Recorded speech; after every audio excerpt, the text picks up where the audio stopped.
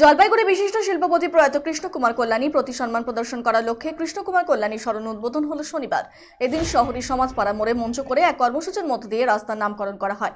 অনুষ্ঠান শুরু আগে প্রয়াত শিল্পপতি ছবিতে মাল্যদান করা হয়। উপস্থিত ছিলেন পুরসভা পুরপ্রধান পাপিয়া পাল, জলপাইগুড়ি বিধায়ক Pradip Kumar Barma, chairman in council Swarup Mondal, প্রয়াত শিল্পপতি শ্রী শিলা কল্যাণী এবং ছেলে শ্রীবর্ধন কল্যাণী এবং অন্যদিকে দিনবাজার ব্যবসায়ী কল্যাণ সমিতির সভাপতি মলয় সাহা সহ অনেকেই।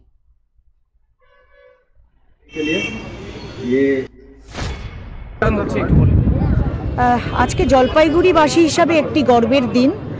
আমরা পূর্ব নির্ধারিত অনুষ্ঠান সূচি অনুযায়ী আমরা বলেছিলাম যে আমরা বিশিষ্ট মানুষদের, কিছু আমাদের জলপাইগুড়ির বিশিষ্ট সমাজসেবী এবং মানবদরদী মানুষের জন্য ভালো মানুষ হিসেবে আমরা কিছু রাস্তার নামকরণে আমরা আগ্রহী এবং আমরা জলপাইগুড়ি পুরসভা এর আগেও বিওসি মিটিংয়ে রেজুলেশন নিয়ে এই সিদ্ধান্ত গ্রহণ করেছে। আপনারা জানেন যে বিগত দুদিনে আমরা ইস্টবেঙ্গল সরণি এবং মোহনবাগান সরণি করেছি।